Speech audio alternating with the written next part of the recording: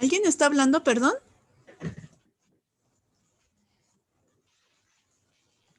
A mí se me fue un rato, me quedé, bueno, se quedaron congeladas ustedes, entonces yo creo que era yo la que tenía mal No, internet. a mí Tal también se vez me me pasó eso. fue. A mí también. Bueno, Rosario, ¿estás congelada? No, ¿verdad? Rosario, que ya pudiéramos empezar con la presentación de las compañeras. Claro que sí. Gracias. Como bien nos comenta Angélica, hoy nos acompañan dos compañeras de Raíces Violetas, que es una asociación civil sin fines de lucro que inició en abril del 2018. A partir de la alianza de 3 psicólogas, 2 de ellas nos acompañan hoy y radican en los municipios del Estado de México, donde existe un mayor índice de violencia contra las mujeres, feminicidios y delincuencia. Observando y siendo víctimas del fenómeno social, se identificaron las carencias del sistema judicial, la dificultad de acceder a la salud psicológica y la desinformación sobre el tema de la violencia. Por eso es que se funda la organización con la finalidad de crear planes y programas que promuevan la prevención, atención y erradicación de la violencia contra las mujeres y las niñas, sobre todo de bajos recursos económicos. Quienes nos acompañan es Victoria Shadaí Núñez Hernández, que es licenciada en Psicología por la Universidad Privada del Estado de México, estudiante de la Maestría en Psicología Clínica y de la Salud por parte del Instituto Miguel de Cervantes. Es cofundadora de la Asociación Psicológica Raíces Violeta y directora del área de difusión y desarrollo institucional, la cual se dedica a prevenir e intervenir la violencia contra las mujeres en comunidades vulnerables de México desde el 2018 a través de procesos psicoterapéuticos, círculos de mujeres, conferencias y entre otros. Es diplomada por el Taller Mexicano Arteterapia AC, certificada por Arigato International y la UNICEF en el taller Aprendiendo a Vivir Juntos. Ha tomado diversos cursos sobre el trabajo en proyectos sociales en comunidades vulnerables por parte de ministerios globales. Es conferencista y tallerista de niñas, niños, adolescentes, adultas, adultos, desde hace 6 años en temas psicológicos, psicoeducativos y sociales. Y actualmente imparte psicoterapias adolescentes y adultas dentro de la Asociación Psicológica Raíces Violetas. Es activista por los derechos humanos de las mujeres y ha participado en conversatorios, marchas, eventos públicos y sociales del país.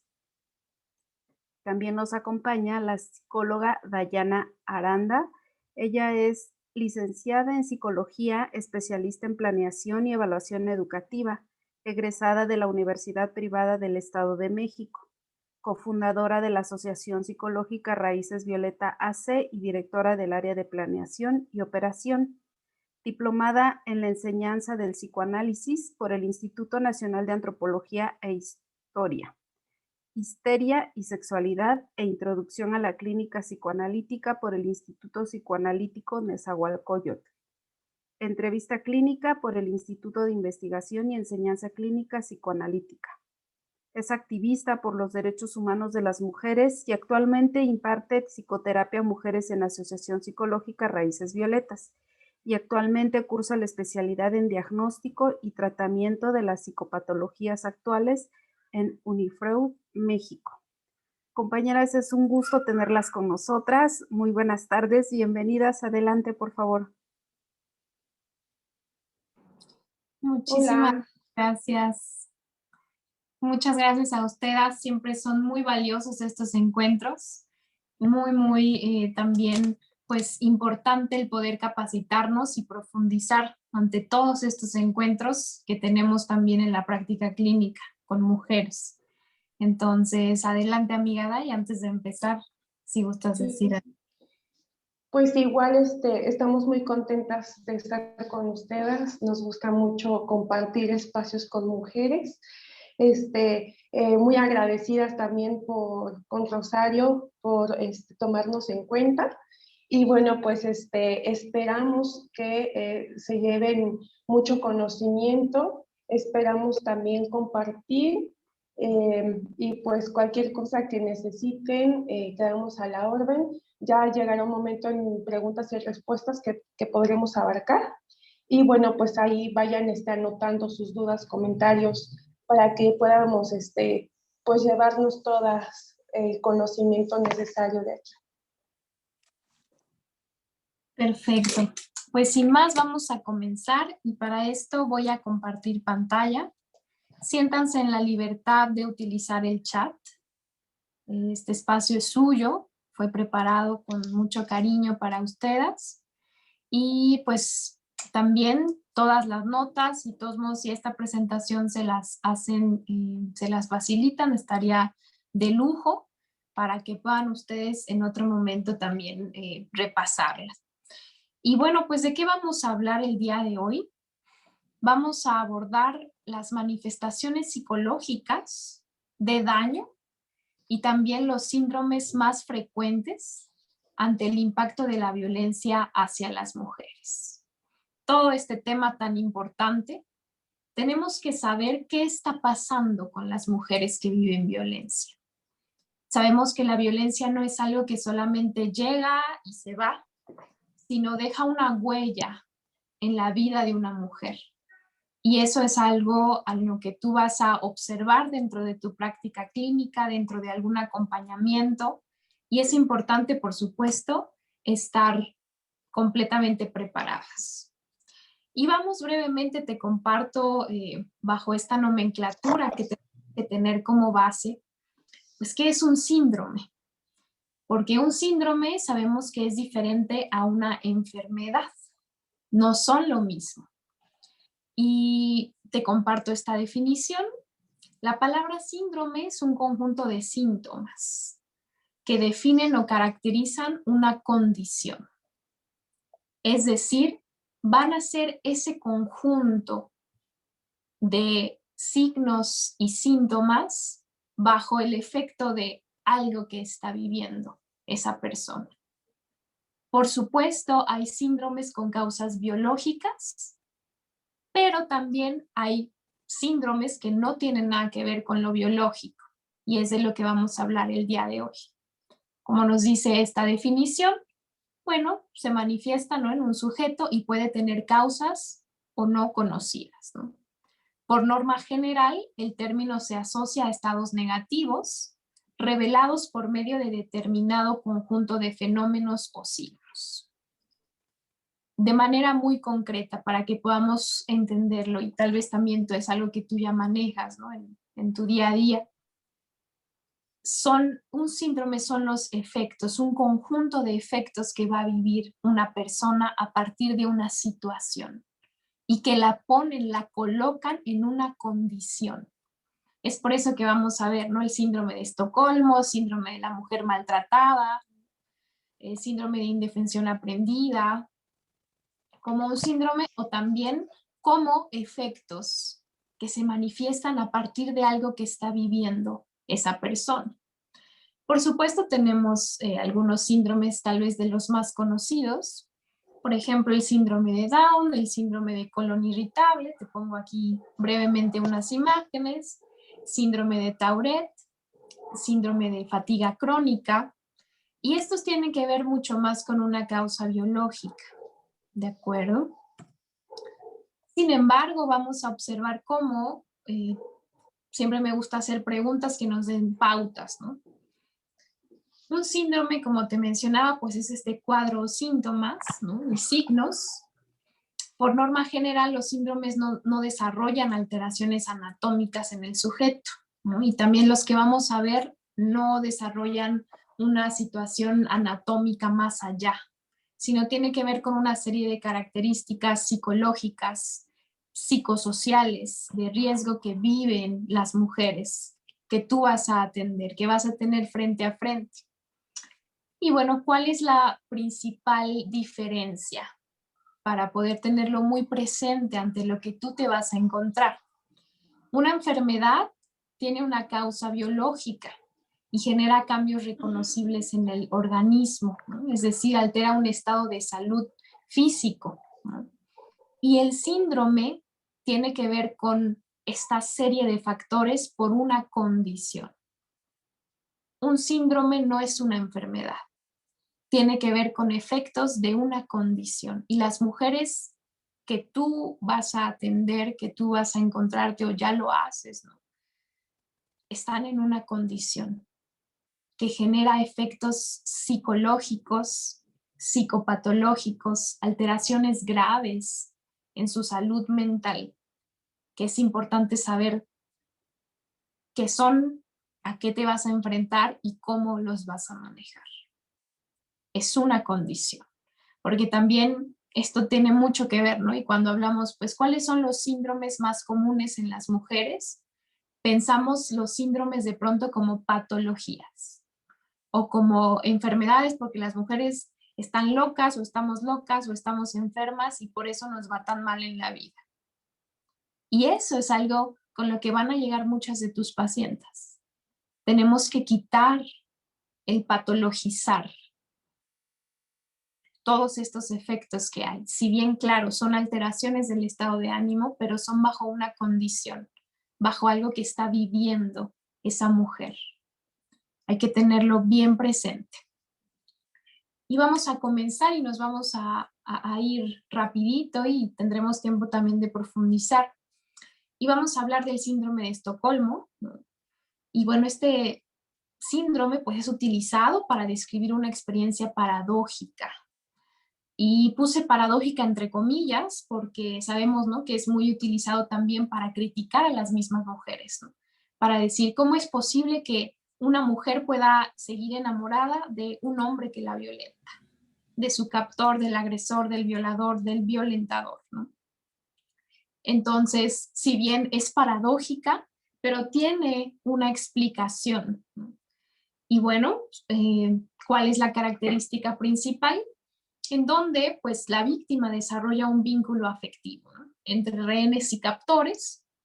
Este término se utilizó por primera vez en Suecia en 1973 por Nils Bejerot para describir un fenómeno paradójico.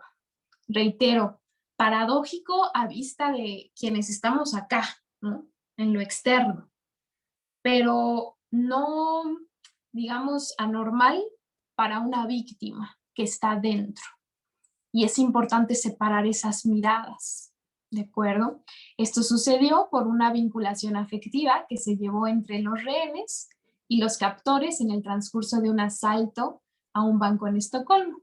Fueron varios días en que los rehenes estuvieron pues dentro, ¿no?, capturados, y comenzaron a desarrollarse, ¿no?, algunos vínculos que ahorita vamos a ver, ¿no?, rapidísimo para que nos alcance el tiempo. Y bueno, por supuesto, tú estás al tanto de qué pasa en la violencia de pareja, ¿no? Estudios internacionales han reportado que la violencia, pues, es el tipo más común, ¿no?, de violencia contra las mujeres. Te pongo aquí algunas estadísticas. También en todo el mundo, 1 de cada 3 mujeres ha sufrido violencia física o sexual, principalmente por parte de un compañero sentimental, ¿no? Aproximadamente al 30% de las mujeres, ¿no?, a nivel mundial, 46% de mujeres mayores en México. Estás al tanto. ¿Qué pasa?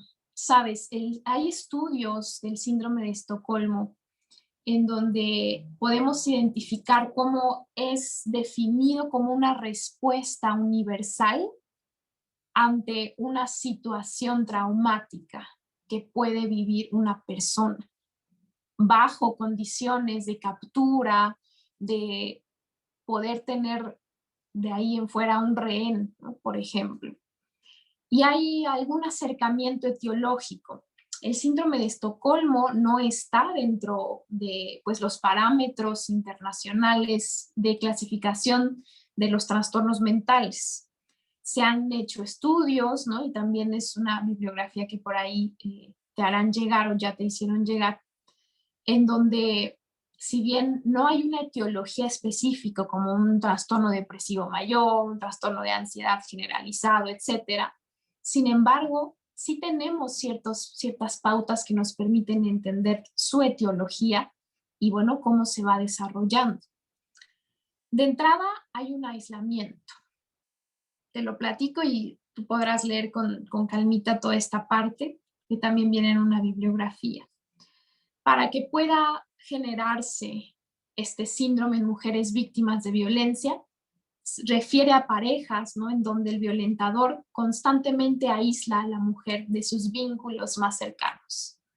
La isla de las redes, ¿no?, no solo redes sociales, sino estas redes que puede tener, ¿no?, con otras personas. Y el único vínculo o su mayor vínculo va a ser el violentador, el agresor. Y entonces, si bien no hablamos aquí de un secuestro, ¿no?, como sucedió en ese banco, ¿no?, en Suecia, pero sí hablamos de un aislamiento, ¿no?, en donde todo su entorno, ¿no?, toda referencia mínima es al violentador o al secuestrador. Por otra parte, también un punto importante es esta ideología, entendida como la existencia de un conjunto de valores y cogniciones en torno a este violentador. Es decir, tenemos una serie de distorsiones cognitivas como la negación o la minimización o la racionalización. Por ejemplo, pues minimizar el daño, ¿no? Eso no tiene nada de malo, está bien. Él es así, es enojón, me trata de esta forma. Racionalización, que pone justamente una excusa o sustenta las acciones del violentador. Y eso te vas a encontrar mucho en sesión. Te están platicando, tú abordas y le preguntas, ¿y cómo te sentiste? Etcétera, ¿no? ¿De qué pensaste? Y entonces vas a encontrarte con estas distorsiones. Hay algunas fases que también vamos a ver brevemente. La primera es la fase de alarma, cuando la mujer comienza a identificar estas respuestas psicofisiológicas ante la violencia. Síntomas de ansiedad, ¿no? Taquicardia, sudoración, sensación de ahogo. Algo está pasando. Y eso va a llegar a tu consultorio, va a llegar a ti. Te va a decir, me siento muy mal, no he dormido, tengo insomnio. Y entonces va a llegar con una nula capacidad de afrontamiento ante ese cúmulo de violencias.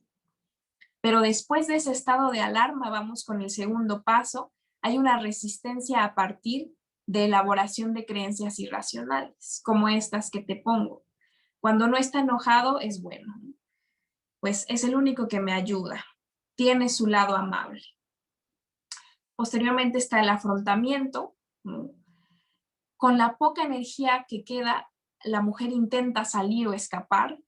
Sin embargo, hay tanta violencia y es tan constante que la mujer tiene mucha más energía para seguir ahí que para odiar al violentador. Y esto es algo que pasa referido al síndrome de Estocolmo. Aunado a que hay ciertos dejos de bondad en medio de esto, y lo podemos ver en el ciclo de la violencia, en la fase de la luna de miel, en donde ante tal aislamiento, ante tal violencia, ante tal necesidad, esas gotas de amabilidad que el violentador puede proveerle hacen que la distorsión de minimizar, racionalizar, ¿no?, negar, esas distorsiones cognitivas se hagan mucho más presentes y la mujer, pues, si bien no se habla de un afecto, pero hay una distorsión en excusar todo lo que está pasando. Okay. Viene un afrontamiento, no se puede, no puedo sin él, mejor es tenerlo a mi lado. Y por último, la fase de adaptación. La víctima comienza a abandonarse debido a estas condiciones de violencia. Sin embargo, al menos te puse aquí, mantiene comunicación y contacto con el agresor. Y tal vez haya días buenos. Vamos con el otro, la indefensión aprendida. La indefensión aprendida puede ser concebida como un síndrome o como un estado psicológico. ¿Qué pasa? Es cuando una persona cuando la víctima, ¿sabes?, comienza a sentir que es incapaz de modificar alguna situación, comportamiento o estado mediante sus conductas. Es decir, que muestra conducta o actos y no influyen en el resultado obtenido. Hay un cansancio, hay un abandono, una rendición en esta indefensión aprendida. Lo que hago no es suficiente. Entonces viene nuevamente una serie de distorsiones. Aquí hay un sentimiento importante de falta de control sobre el ambiente y sobre las circunstancias que le rodean, siendo inútil cualquier esfuerzo que realice. Es decir, aunque yo le diga cosas o mejor ni se las digo, ya mejor no hago cosas para que se enoje y entonces me callo, pero aún así me violenta. Y entonces comienza a desarrollarse la indefensión aprendida. El simple hecho de pensar que tus actos no modificarán una situación concreta te llevarán a evitarla o no enfrentarte a la misma. Hay una evitación constante. Por supuesto, ¿en qué momento surge? Bueno, hay este estado psicológico en situaciones, ¿no? Cuando la violencia se ve de forma reiterada, violencia psicológica, sexual o física. Esta indefensión pues tiene algunas consecuencias en las cuales la autoestima se ve afectada negativamente y la motivación al cambio se ve gravemente disminuida. Y esto te lo vas a encontrar en terapia. No hay forma de salir de ahí. Justo. ¿Y en qué partes, ¿no?, del estado, del desarrollo, de la salud mental se adentra esto? En la identidad, su autoconcepto, que es algo que tú vas a revisar. El sentido del control está perdido. Mi no funciona. Aunque yo diga que no funciona, ¿no? Por ahí hubo una youtuber que dijo, pues dile que no te violente y ya no te va a violentar, ¿no? Entonces, ese tipo de cosas tenemos que erradicarlas de la cultura. Poca o nula identificación de emociones, ¿no? Porque la identidad se ve completamente repercutida, sentimientos o pensamientos. Y por supuesto, la generación de ideas irracionales. Me estoy yendo bien rapidito para alcanzar a ver todos y ahorita vamos a profundizar al final. Y vamos con el último, este síndrome de la mujer maltratada. Este síndrome también no es un concepto como tal que esté bajo las líneas o los estándares de establecimiento en trastornos mentales. Es un concepto utilizado en juicios y casos de mujeres maltratadas principalmente, ¿no?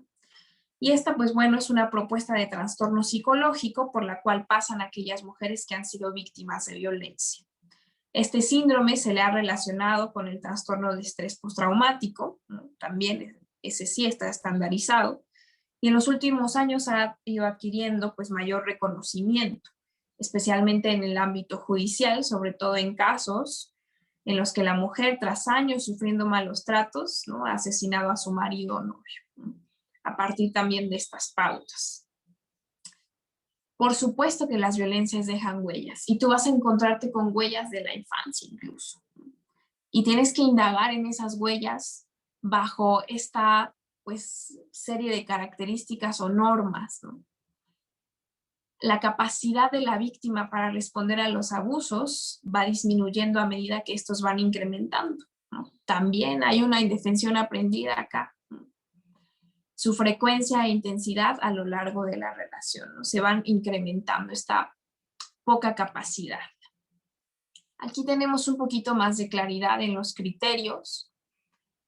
¿Cuáles son? Tenemos 6 principales. 1, pensamientos intrusivos del suceso, parecido un poco al TEP, al trastorno de estrés postraumático.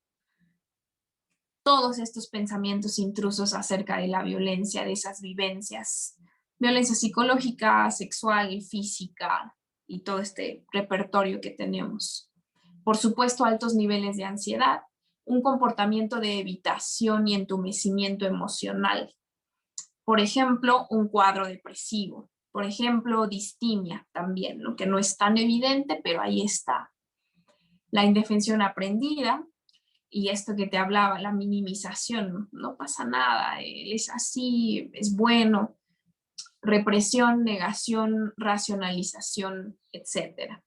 Justamente ahorita vamos a ir respondiendo sus preguntas.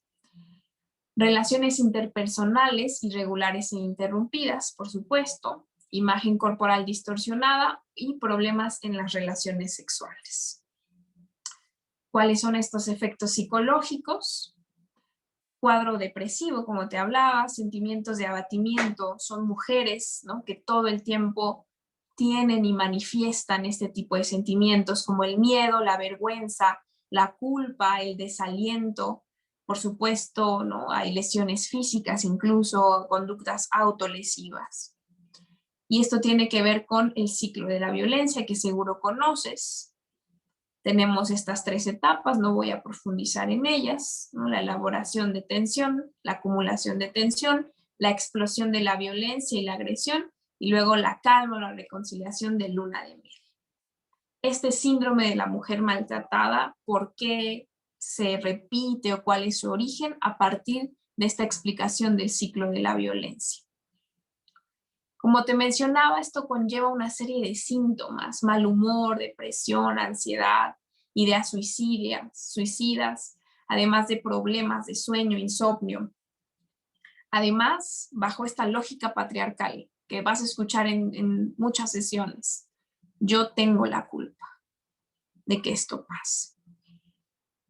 Y es importante, a nivel personal, yo utilizo la TREC para poder indagar y hacer un debate socrático en la terapia racional emotivo-conductual, donde desmontemos esas creencias y las mujeres comiencen a irse liberando. Terminamos con estas fases del síndrome de la mujer maltratada. Están relacionadas al ciclo de la violencia y son muy parecidas a las del síndrome de Estocolmo, ¿no? La primera fase es la desencadenante. Ya hay malos tratos, se pone en peligro la confianza y comienza a romperse esta imagen idealizada que hay. Hay una reorientación, ¿no? Es decir, la mujer, quien ahora ya es una víctima, trata de buscar otros referentes. Sin embargo, se ve dificultado debido a que ya se ha iniciado el proceso por el cual sus relaciones van a ir cada vez más mermadas, ¿no? Es decir, se culpa de la situación. Busco ayuda, no la encuentro y entonces hay una culpa. Y aquí, como te mencionaba, se enfrenta a un profundo sentimiento de indefensión. Hay un afrontamiento, ¿no? También, el paso 3. Aquí asume cómo se comporta su novio o marido y trata de redirigir la relación sin tener éxito. Busco formas. Y por último, pues bueno, hay una adaptación a esa situación. La mujer no culpa a su maltratador, sino que proyecta este sentimiento de culpa hacia otras personas o hacia sí misma. Vamos a profundizar en un ratito más en estos 3, ¿no?, que rapidísimo los vimos. ¿Cuál es la intervención psicoterapéutica? A partir de este modelo que yo puedo compartirte, necesitamos identificar las creencias que mantienen esto, la violencia, estas distorsiones cognitivas. Por supuesto, autoconcepto, ciclo de la violencia, el manejo del apego también, un debate socrático, y yo trabajo también mucho con técnicas de relajación y meditación, y también con actividades plásticas, por medio de algunas actividades arte terapéuticas. ¿De acuerdo? Entonces, vamos a dar continuidad con los siguientes para que nos alcance el tiempo, y doy paso a mi compañera Dayana. Claro que sí, muchas gracias.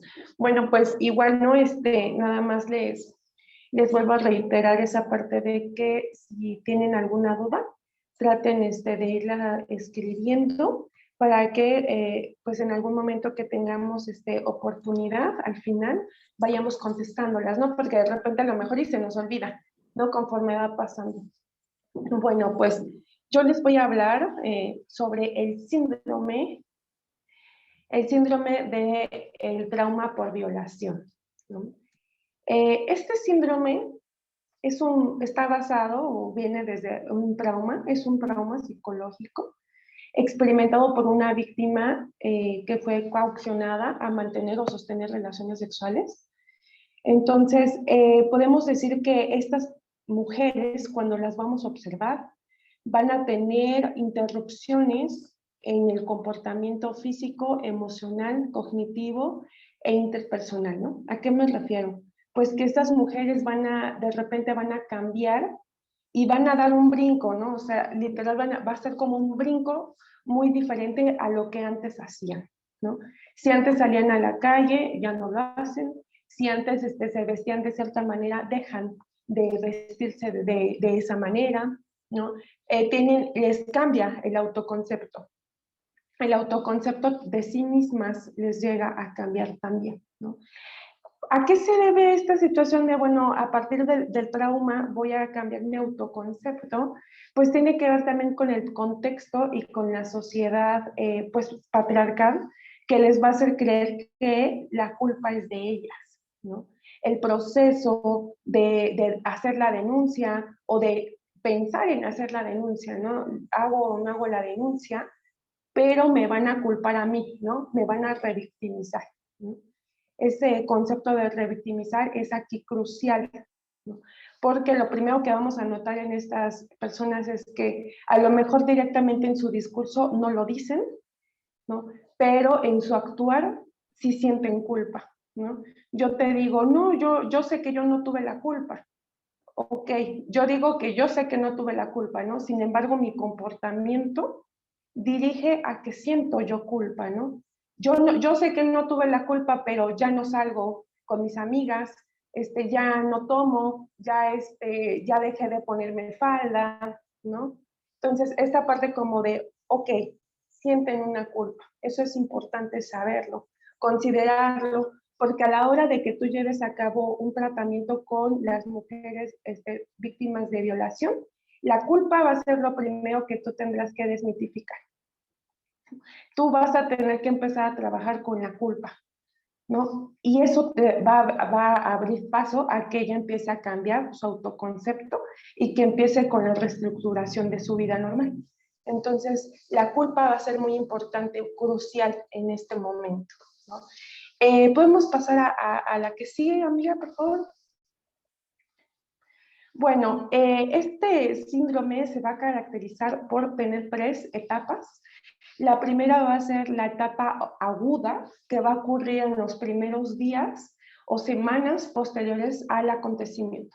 Va a haber un pensamiento desorganizado, puede haber asco, vómitos, náuseas, ansiedad, temblor interno pronunciado, como esa sensación de estar moviendo el pie, de sentirse, no sentir el cuerpo como de uno, ¿no? Sino como con esa ansiedad que hasta llega como a paralizarme. Una obsesión por lavarse, limpiarse, ¿no? Como estarse constantemente bañando, ¿no? Como por esta parte de sentirse tocadas, ultrajadas. Va a haber confusión, va a haber llanto y va a haber una sensibilidad aguda a la reacción de otras personas, ¿no? Y este último punto es muy importante que lo veamos, porque si llega la paciente que acaba de sufrir la violación, va a ser crucial el cómo nosotras la tratamos, porque somos el primer momento o la primera recepción que va a tener para poder encontrar apoyo, ¿no? Entonces, si de por sí ella ya viene revictimizada del Ministerio Público, si es que acudió, o si su familia ya está revictimizándola y de repente nuevamente en este espacio encuentra un encuadre no claro, va a ser como volver a revictimizarlas nosotras mismas, ¿no? ¿Y a qué me refiero con tener un encuadre claro? Pues como que esas pautas que ponemos en psicoterapia las respetemos puntualmente. Nosotras y la persona, claro, ¿no? Y bueno, podemos pasar a la que sigue, por favor, amiga. Después, bueno, va a venir la etapa del ajuste hacia el exterior. En esta etapa, pareciera que las personas están reanudando su estilo de vida. Sin embargo, llegan a sufrir confusión y que, bueno, puede manifestarse de diferentes maneras, ¿no? Unos de los mecanismos que se manifiestan y que pueden estar presentes en esta etapa es la mala salud en general, ese descuido de sí mismas, ansiedad, ya empieza a sentirse la sensación de impotencia. Hay una hipervigilancia, no se sienten seguras en casi ningún lugar en el que van, de hecho también con las personas que antes frecuentaban como que no las frecuentan tanto porque ya perdieron como esa sensación de confianza y de seguridad. Miedo o depresión persistente, ¿no? Cambios de humor, de repente está feliz y de repente pasa a la depresión o al enojo, ¿va? Es muy importante que en esta etapa no criminalicemos lo que siente la paciente, ¿no? O sea, a lo mejor la sesión pasada estaba llorando y la sesión entrante está tranquila y la que viene puede ella sentir que otra vez está muy triste, ¿no? Y es importante hacerle saber que no es de que está dando pasos para atrás, o sea, no es de que esté volviendo al malestar, es que se está reorganizando.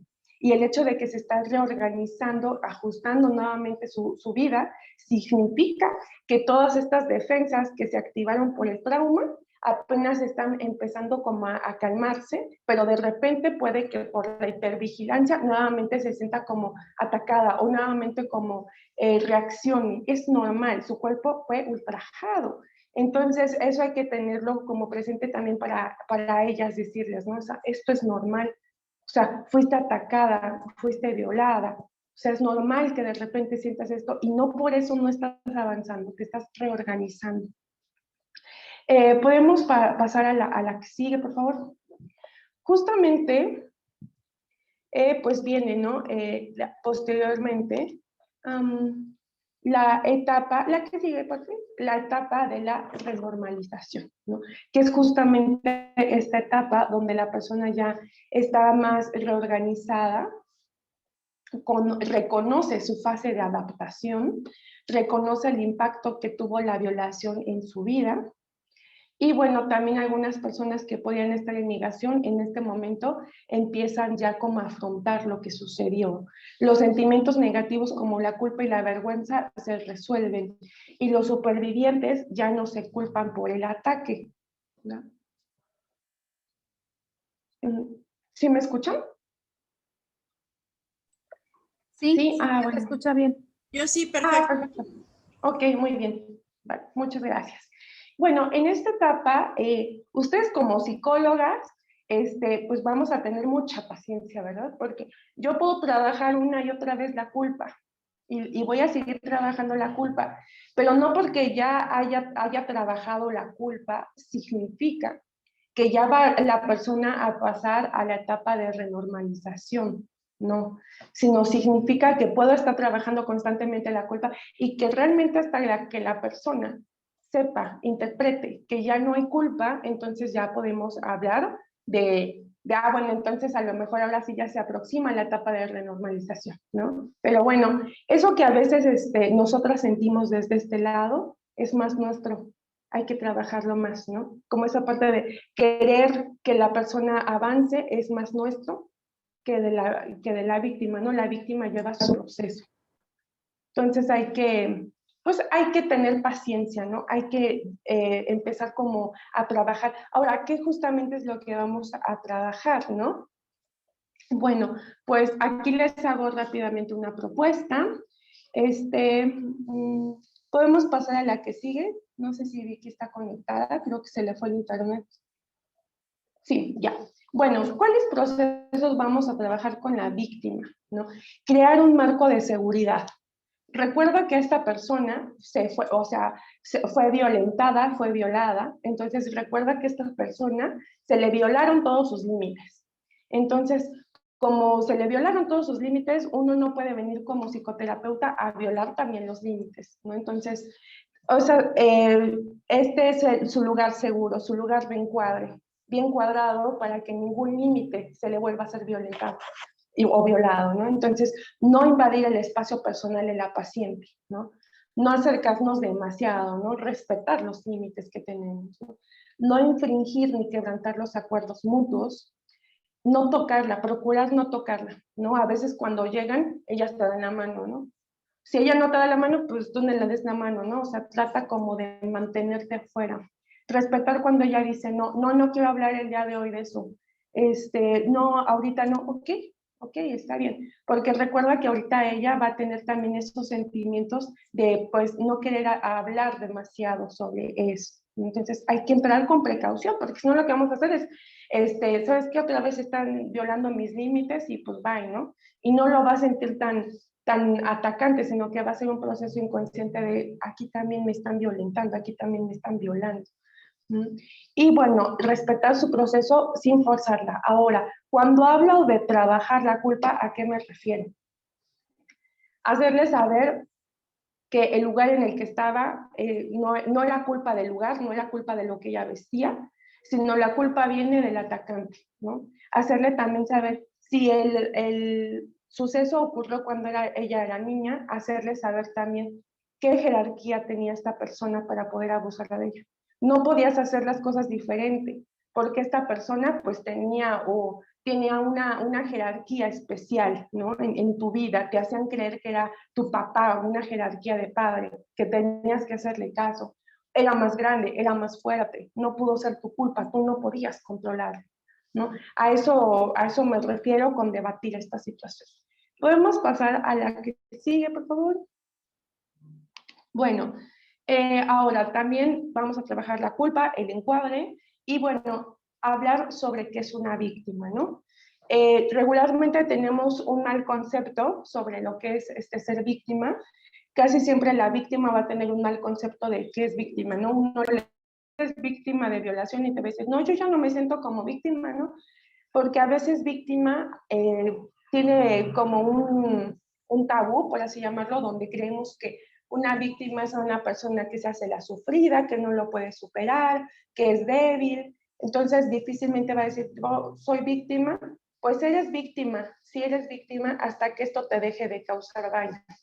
En el momento en el que tú ya no sientas las consecuencias, los daños colaterales de esta situación, pasarás a ser sobreviviente, mientras eres víctima, ¿no? Entonces, y sigues siendo víctima porque sigues sufriendo los daños que te dejó, los estragos, ¿no? Entonces, posteriormente vamos a dar el brinco a ya no eres víctima, ya lo estás superando, ahora eres sobreviviente y empieza a mirarte como sobreviviente, empieza a acomodar tu vida, a disfrutar tu vida, ¿no? Pero mientras, lo primero es sí eres víctima, ¿va? Bueno, pues podemos pasar al que sigue, por favor. Ahora, la situación que se viene ahora es hablar sobre el trastorno de estrés postraumático, ¿vale? Bueno, el trastorno de estrés postraumático es una enfermedad de salud mental. Este sí está considerado como un trastorno, lo podemos encontrar en el DSM. Está desencadenada por una situación aterradora, ya que sea que la hayan experimentado o que la hayan presenciado. Los síntomas pueden incluir reviviscencias, pesadillas, angustia grave, así como pensamientos incontrolables de la situación, ¿verdad? Y bueno, ¿cómo podemos decir? Bueno, seguramente esto es trastorno de estrés postraumático. Bueno, aparte de que no lo vamos a mirar luego en primera sesión, sino lo vamos a ir a ver poco a poco, viendo poco a poco, pero uno de los síntomas de los síntomas característicos de aquí es que la persona revive el suceso y le causa los mismos estragos. O sea, yo ya lo estoy recordando y vuelvo a llorar, me vuelvo a sentir con el corazón agitado como en aquel momento. Tengo pensamientos recurrentes de eso. Y el pensamiento, cuando digo recurrente, es muy recurrente sobre revivir el trauma, ¿no?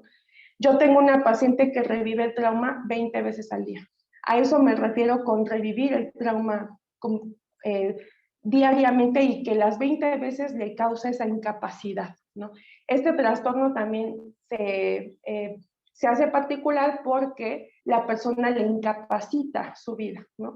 Pierden estas redes de apoyo, ¿no? Por ejemplo, mi paciente ya no va a ver a sus papás, ¿no? Porque dice, bueno, si mi miedo se hace real, pues entonces mejor que no me extrañen, ¿no? Entonces mejor ya que pierdo contacto con ellos, ¿no? Entonces empiezan a perder redes de apoyo porque este miedo se vuelve, digamos, incontrolable, ¿no? Está magnificado lo que sucedió. Bueno, podemos pasar a la que sigue, por favor. Los síntomas, recuerdos intrusivos, ¿no? Recuerdos de aquel momento que te llegan de la nada, estás comiendo y ¡boom! No necesariamente tiene que existir como algo que te lo recuerde tal cual, ¿no? Como, es que la persona se parece, el lugar se parece, no. Estás comiendo de repente y llega el recuerdo, así te inunda el recuerdo. Cambios negativos en el pensamiento o en el estado de ánimo de ti mismo, ¿no? O sea, tu autoconcepto cambió, ¿no? Empiezan a tener conductas autodestructivas, por ejemplo, ¿no? Tienen trastornos del sueño, ¿no? Aquí en este punto, los estados de ánimo, trastornos de sueño, dificultad para concentrarse, asustarse o asombrarse fácilmente, ¿no? O sea, como que de repente estás hablando con la persona, alzas el brazo y como que se hace para atrás, ¿no? Como de, o sea, siente que la vas a golpear, siente que algo le va a pasar y como que eso sobresale, ¿no? Bueno, la evasión. Pueden ser tratar de evitar o hablar con las personas que hayan sido parte del suceso traumático, evitar lugares o personas que les recuerdan también, trata de evitar, ¿no? O sea, lo curioso de esto es que la persona trata de evitar algo que le recuerde, pero al final de cuentas el pensamiento intrusivo llega, ¿no? Y puede llegar muchas veces. Y bueno, las reacciones físicas y emocionales, irritabilidad, arrebatos de ira o conducta agresiva, sentimientos abrumadores, sentimientos que inundan, ¿no? Estar siempre alerta, siempre sentirse en peligro, ¿no? Y bueno, podemos pasar a la que sigue, por favor. Bueno, y bueno, pues en esta parte también, pues este trastorno altera su vida entera, ¿no? Porque les cuesta mucho trabajo continuar su vida normal por estar reviviendo una y otra vez el trauma. Aumenta el riesgo de sufrir otros problemas de salud mental como depresión, ansiedad, problemas con el consumo de drogas, alcohol y pensamientos y acciones suicidas, ¿no? Vamos a pasar a la que sigue, porfis. Y bueno, pues una posible intervención que podemos hacer nosotros en consultorio, pues estrategias para controlar los síntomas anteriores, ¿no? Estrategias para controlar la ansiedad, investigar en qué momento le da la ansiedad, en qué momento siente, en qué momentos le llegan los pensamientos intrusivos, ¿no? Ahí a lo mejor poner algunas técnicas para olvidarse, ¿no? Como estas técnicas de 5 sentidos, la técnica del drop, algunas técnicas, ¿no? Que son como de relajación que pudieran ayudarle a olvidar el trauma. Crear redes de apoyo, ¿no? O sea, recuerda que esta persona perdió sus redes de apoyo porque ella solita se ha ido alejando. Entonces hay que crear redes de apoyo para que si en algún momento tenía algún pensamiento autodestructivo pueda ayudarle, pueda sostenerse de alguien más. Tratar otros problemas que se pueden asociar a experiencias traumatizantes como puede ser la depresión, la ansiedad y bueno, el abuso de alcohol, ¿no? Y bueno, pues podemos pasar a la que sigue, por favor. Y bueno, por último, en esta parte, pues también podemos observar que la paciente puede llegar y te puede platicar que ella no deja a su esposo, por ejemplo, que ella no deja a su esposo porque cuando lo va a hacer o cuando tiene un pleito con ella, con esa persona, tiene una crisis emocional, ¿no? Bueno, no te lo va a decir como tengo una crisis emocional, pero te va a decir, no puedo dejarla porque mis sentimientos son muy grandes, no puedo controlarlos, siento que me voy a morir, ¿qué voy a hacer con mis hijos? No voy a poder afrontar la situación, lo que se venga después. Soy incapaz, ¿no? Y sí, realmente la persona sí se siente de esa manera.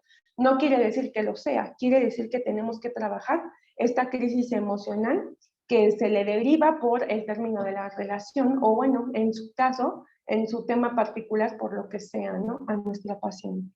Bueno, pues llamamos crisis emocional a este estado temporal de agitación, desorganización en el que nos vemos desbordadas por la emoción a la hora de afrontar una situación o un problema. Se produce cuando percibimos que los métodos que utilizamos usualmente no van a servir, no son suficientes.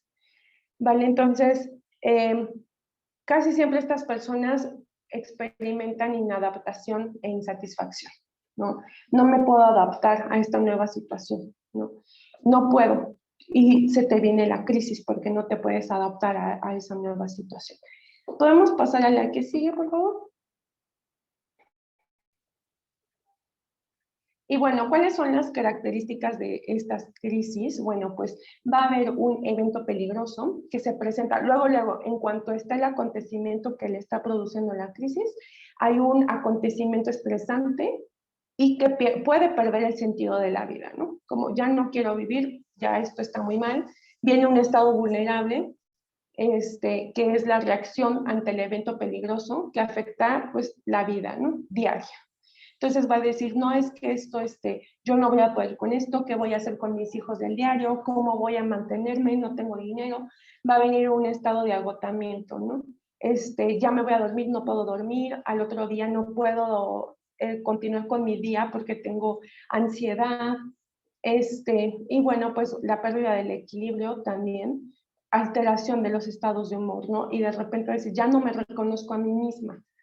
Pues sí, no se reconoce a sí misma porque está teniendo una crisis y entonces en medio de esa crisis está teniendo cambios de humor bien constantes, bien rápido. Y entonces, por último, va a venir el estado de crisis activo, que va a provocar una alteración emocional, conductual, física u orgánica, generando ideas distorsionadas, ¿no? Generando esta idea como de, pues, ya mejor voy a hacer lo que él me pide, ¿no? Para que mejor me voy a aguantar los golpes, para que yo no tenga que lidiar con todo esto que se me viene encima porque yo no voy a poder. ¿Es eso o mejor me mato, no? Y ahí va a empezar como esta idea de, estoy mejor aquí, pues ya ni modo, yo no puedo con esto. Y bueno, podemos pasar a la que sigue. ¿Qué se puede sentir? El corazón acelerado, falta de aire, sudoración, dolor de cabeza, sensación de mareo, presión en el pecho, deseo de llorar, inseguridad, confusión, pensamientos catastróficos, todo en un lapso, ¿no? O sea, puede ser todo en un lapso o no lo va a describir como estoy sintiendo todo esto, ¿no? O sea, simplemente no va a saber describir con exactitud qué es lo que le está pasando, ¿no? Va a sentir muchas cosas al mismo tiempo. Ya después, posteriormente, conforme vaya pasando el suceso, va a irse dando cuenta, ¿no? Bueno, me faltó el aire, en esos momentos siento que me falta el aire, tengo dolor de cabeza. Y nosotras como psicólogas, pues también tenemos que ayudarle a que pueda separar sus sentires, ¿no? Ok, ¿sientes que te falta el aire? Sí. Ah, bueno, pues entonces te voy a mandar una técnica de relajación para que la hagas en ese momento, ¿no? Creo que tengo deseos de llorar, está bien llorar, ¿no?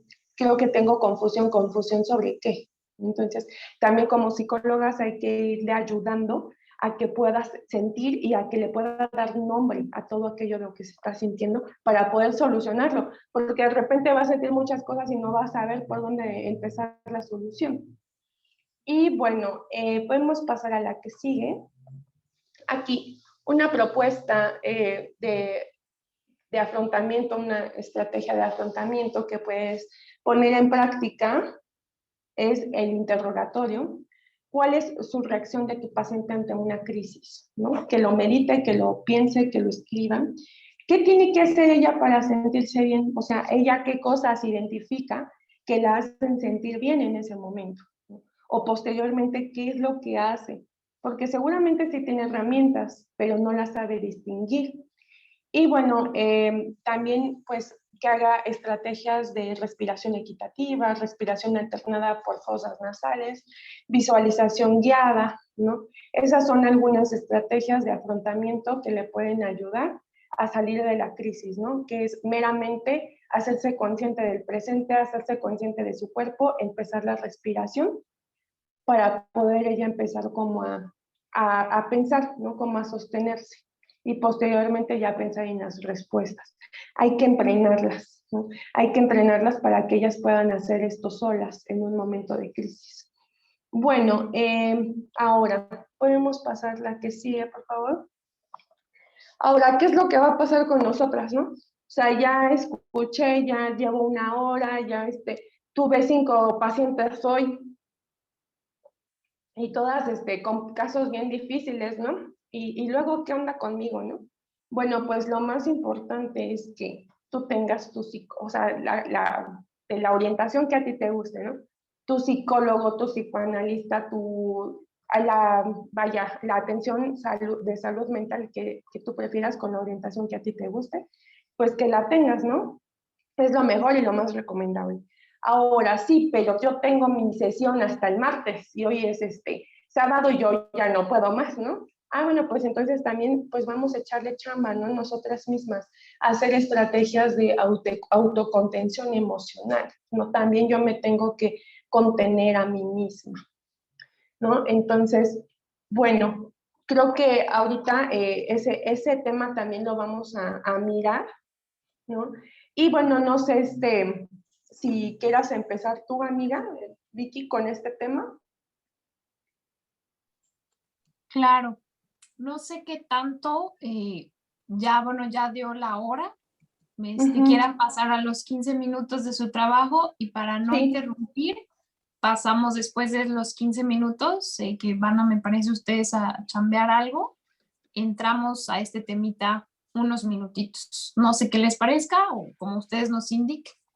Sí, así es.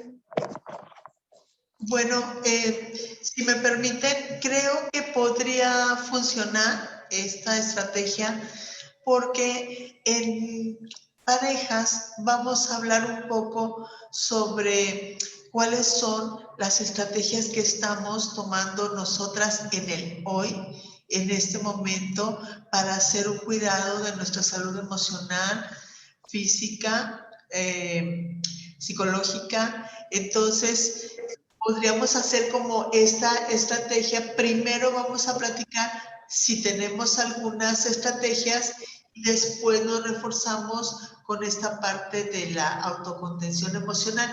¿Qué dicen, compañeras?